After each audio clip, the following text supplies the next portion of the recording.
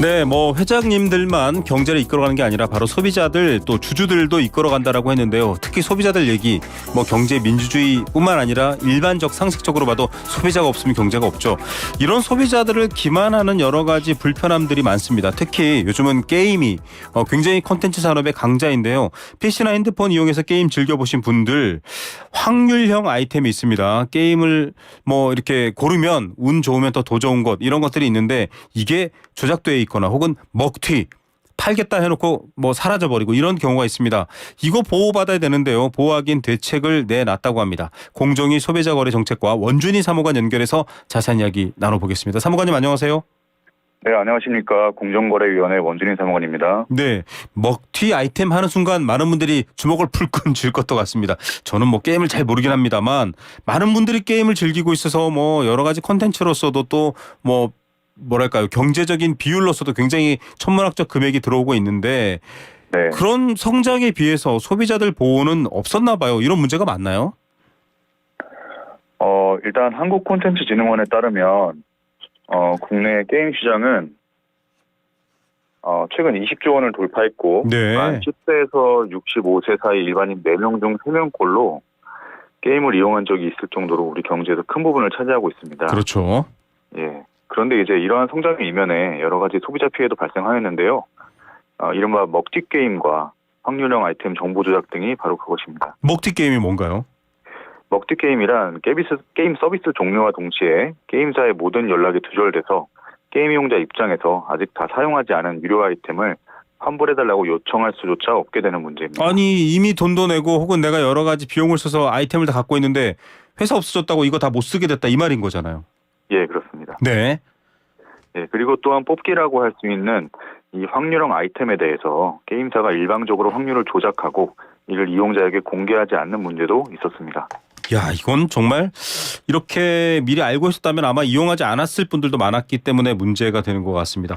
그래서 대책을 내놓으신 거죠, 공정위가? 예, 그렇습니다.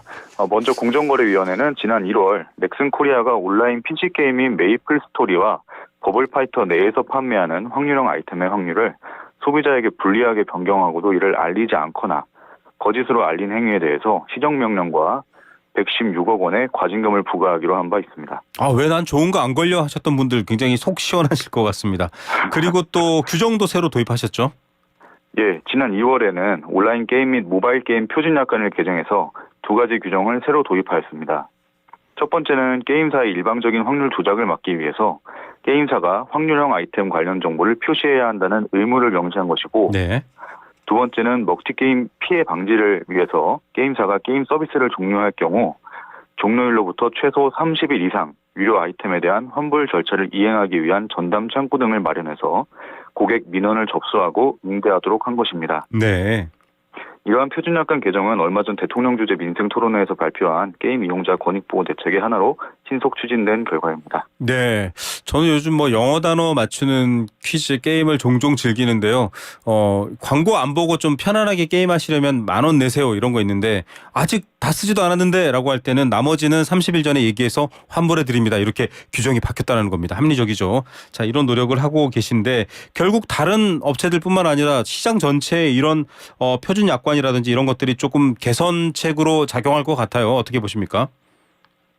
예, 일단 구체적인 법 위반 행위에 대해서는 앞서 말씀드린 것처럼 시정명령과 과징금을 부과해서 조치를 하고 시장 전체에 대해서는 표준약관 개정을 통해서 사업자들의 어떤 그런 자율적 개선을 유도하는 그런 거라고 보시면 되겠습니다. 네. 그러면은 표준약관 개정도 있고 여러 가지가 있기 때문에 게임 사업자가 여러 가지 정보를 표시해야 될 의무가 있을 것 같아요. 우리가 그걸 확인하면 더 좋을 것 같은데 어떤 것들인지 구체적으로 말씀해 주시죠.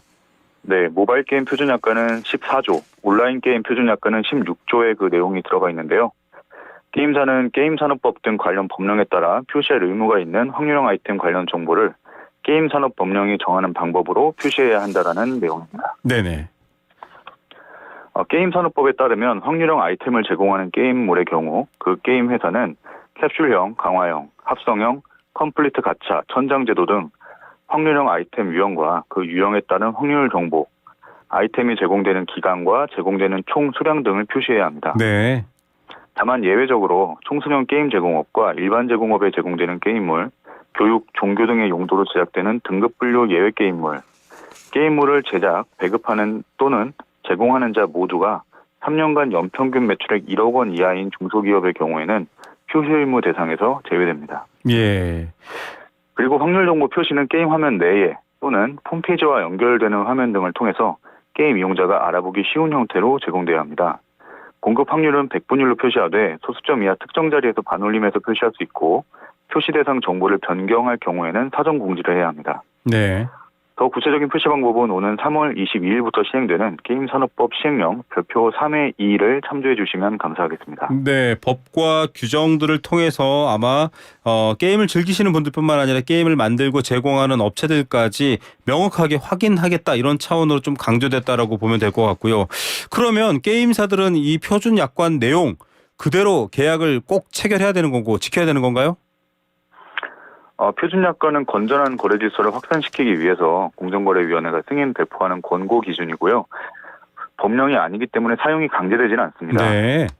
하지만 업계를 대표하는 사업자 단체인 한국게임산업협회, 한국모바일게임협회와 진솔한 합의 과정을 거쳤고 문화체육관광부와 한국콘텐츠진흥원, 한국소비자원, 소비자단체 측 의견까지도 두루 수렴하여 마련된 내용인 만큼 향후 게임업계에서 개정된 표준 약관을 사용하거나 이를 존중한 거래가 늘어날 것으로 기대하고 있습니다. 예, 이것도 그래도 거짓 표시나 뭐 미표시하게 되면 문화체육관광부에서 위법 행위 같은 경우에는 법을 어긴 경우에는 단속을 할 계획이다 이런 얘기도 나오고 있는데 표준 약관 뭐 이렇게 돼 있으면 좀 안 따라도 되잖아라고 만약에 안 따르면 어떻게 됩니까? 안 따르게 되면 일단 먼저 말씀드리면 공정거래위원회는 지난 2월 27일부터 저희 홈페이지 정보공개란에 그 개정된 표준약관을 게시하고 사업자 측에 공문을 발송해서 개정된 표준약관의 사용을 권장하였는데요. 네. 이 권장 처분을 받은 사업자와 사업자 단체는 표준약관과 다른 내용으로 약관을 작성할 경우에 표준약관과 다른 부분을 명시해서 고객에게 알기 쉽게 표시해야 할 법적 의무를 지게 됩니다. 네. 만일 표준약관과 다르게 정한 주요 내용을 고객이 알기 쉽게 표시하지 않았다면 그 사업자는 500만 원 이하의 과태료를 부과받게 됩니다. 네. 또 불공정한 약관 조항은 약관법에 따라 무효가 되는데요. 물론 표준약관과 다르다고 해서 그것 가지고 곧바로 위법한 불공정 약관이 되는 것은 아니지만 네. 공정거래위원회가 어떤 약관 조항이 불공정한지 여부를 심사할 때 표준약관을 참고합니다. 그렇기 때문에 사업자분들께서는 이번에 개정된 표준약관 내용을 존중하셔서 약관을 작성하고 운용하시는 것이 불필요한 분쟁이나 불이익을 피하기 위한 좋은 방법이라고 할 수 있겠습니다. 네, 요즘 고객들, 소비자들 아주 똑똑합니다. 이런 거 제대로 안 하면 문제 제기할 수 있고요. 또 표준 약관을 기준으로 해서 정말로 어떤 부분들이 더 불공정한지 또 위법은 없는지 꼼꼼하게 따진다고 하니까 좀 잘 이 개선안을 따라 주셨으면 좋겠고요. 결국 게임 이용자들 선의 피해를 보실 일은 좀 줄어들겠네요. 예, 그렇게 예상하고 있습니다. 먹튀게임이 문제되는 이유는 환불 가능한 아이템에 대한 환불 요청을 사업자가 아예 접수조차 하지 않고 연락이 두절된다는 점이 있었는데 이번 표준약관 개정으로 이런 문제들이 이전보다 감소할 것으로 예상하고 있고요.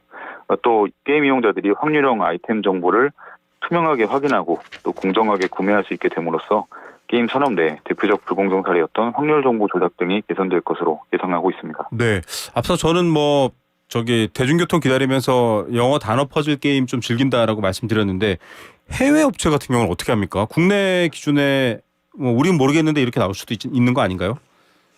네, 그렇습니다. 네. 공정거래위원회는 이번 표준약관 개정 이외에도 후속 대책으로서 전자상거래법을 개정해서 먹튀게임과 같은 게임계에서 소비자 피해가 줄어들 수 있도록 지속적으로 노력할 계획입니다. 네. 구체적인 전자상거래법 개정 방향은 크게 두 가지입니다. 먼저 일정 규모 이상의 해외 게임 사업자의 경우 반드시 국내에 대리인을 진영하도록 법률상 의무를 부과하는 것입니다. 네. 국내에 대리인이 없는 해외 사업자의 경우 소통이 상대적으로 곤란해서 법 위반 행위의 조사나 처분이 다소 지연되는 부분이 있었는데 이번에 국내 대리인 지정 제도를 도입해서 해외 게임 사업자에 대한 국내법 집행을 보다 원활하게 하려는 것입니다. 다음으로 게임 이용자가 별도의 소송 제기 없이 게임사로부터 직접 배상을 받을 수 있는 동의의결 제도를 도입하는 것입니다. 동의의결제란 적은 금액의 피해가 여러 명의 소비자에게 동시에 발생한 사건에 대해서 사업자가 국고에 과징금을 내도록 하는 대신 피해를 입은 소비자들에게 직접 배상토록 하는 것입니다. 이에 대한 더욱 구체적인 내용은 오는 3월 이루어지는 전자상거래법 개정 입법 예고 내용을 확인해 주시면 감사하겠습니다. 네, 게임 그러면 뭐 아이들이나 하는 것 이렇게 생각하시면 안 되고요. 요즘 굉장히 중요한 콘텐츠입니다. 앞으로 굉장히 많은 또 국민들이 즐기시고 문화 콘텐츠 산업으로서도 각광받고 있기 때문에 이런 시장 환경의 건전한 조성이 소비자 또 업체에도 또 게임 발전에도 도움이 될 것 같습니다. 오늘 말씀 여기까지 듣겠습니다. 감사합니다. 네, 감사합니다. 네, 공정거래위원회 소비자거래정책과 원준희 사무관이었습니다.